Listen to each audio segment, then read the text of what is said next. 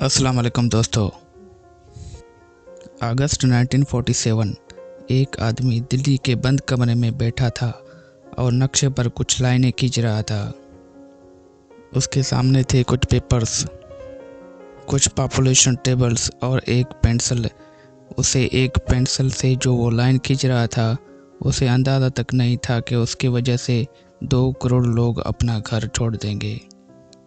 वो नहीं जानता था कि उसकी वजह से लाखों लोग मारे जाएंगे। उसे तो ये तक भी नहीं पता था कि जिन जगहों के बीच में वो लाइन खींच रहा है, वो जगहें कहाँ पर हैं।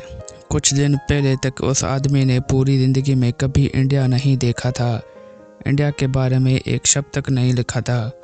उसे पता तक नहीं था कि पंजाब कहाँ है और बेंगलोर कहाँ है और सिंध और हिंद कहाँ पर हैं।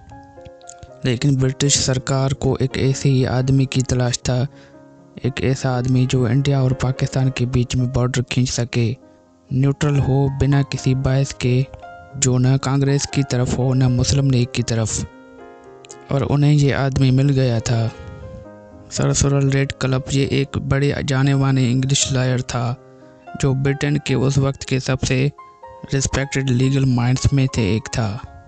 बात असल में ये थी कि कुछ हफ्ते पहले 3 जून 1947 को शाम के 4 बजे रेडियो पर एक आवाज़ गूंजी थी, इंडिया की आखिरी वॉइस।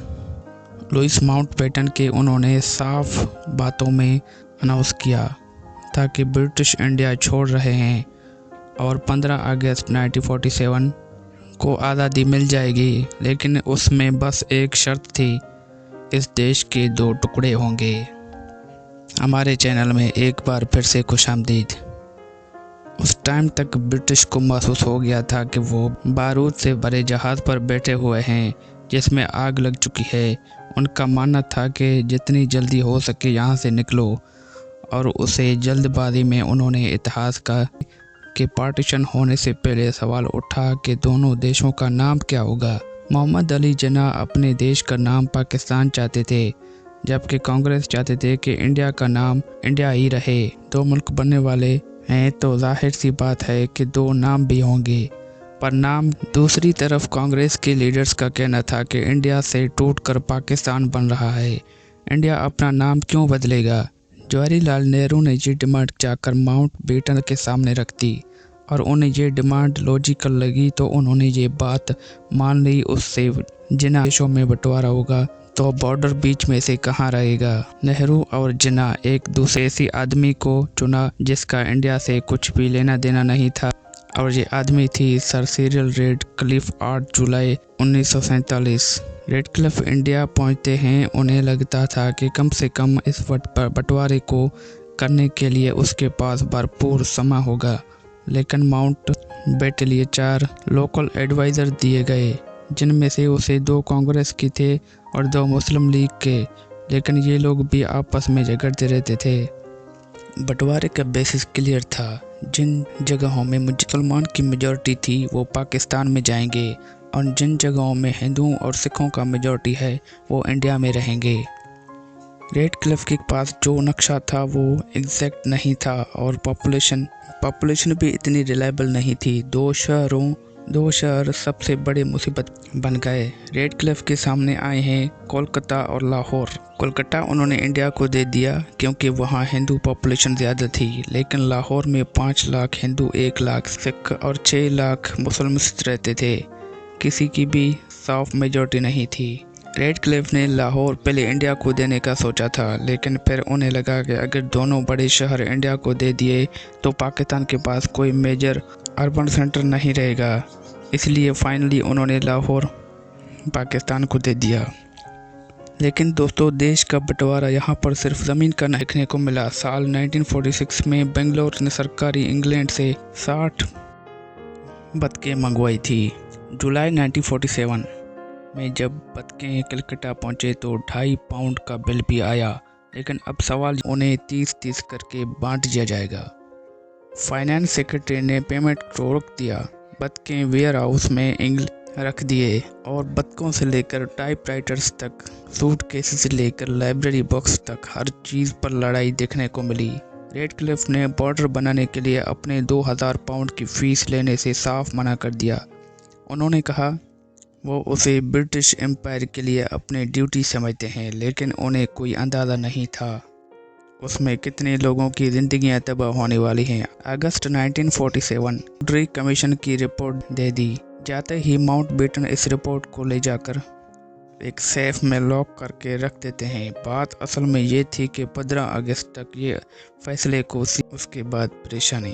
15 अगस्त 1947 की सुबह दुनिया भर में इंडिया और पाकिस्तान की आज़ादी सेलिब्रेट की जाती है, लेकिन करोड़ों लोग ये नहीं जानते, इसको ये तक नहीं था पता था उन्हें कहाँ रिपोर्ट्स करना है, दिल्ली में या कराची में। फाइनली माउंटबेटन सील्ड इनवेलप्स में मंत्री नेहरू और प्रधानमंत्री लियाकत अली खान को बॉर्डर की रिपोर्ट देते हैं। सजेस्ट करते हैं कि दोनों अलग अलग कमरों में जाकर उसी रिपोर्ट को डिटेल स्टडी करें और समझो कि इंडिया और पाकिस्तान का बॉर्डर क्या होगा।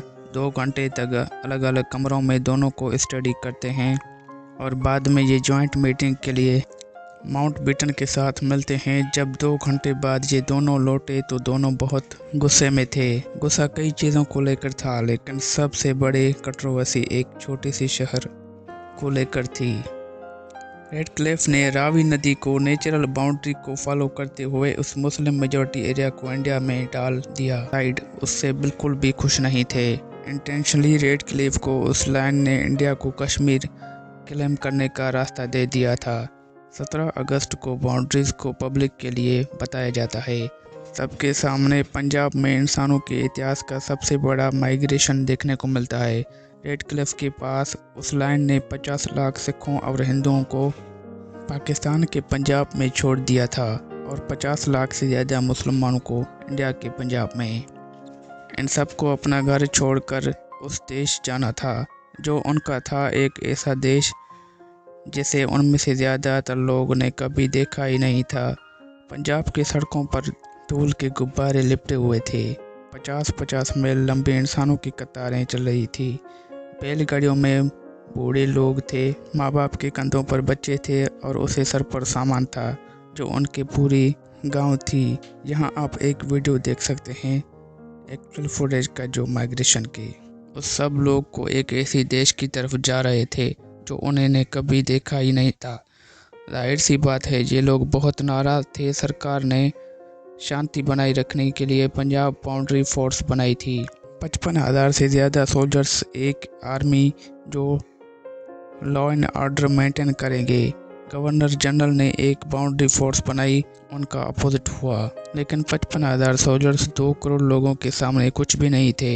ये थी इस वीडियो का पार्ट 1। दूसरा पार्ट आप अगली वीडियो में देख सकते हैं। उम्मीद है आपको ये वीडियो भी अच्छी लगी होगी। तो हाजिर होते हैं अगली शानदार वीडियो के साथ। खुदा हाफिज़।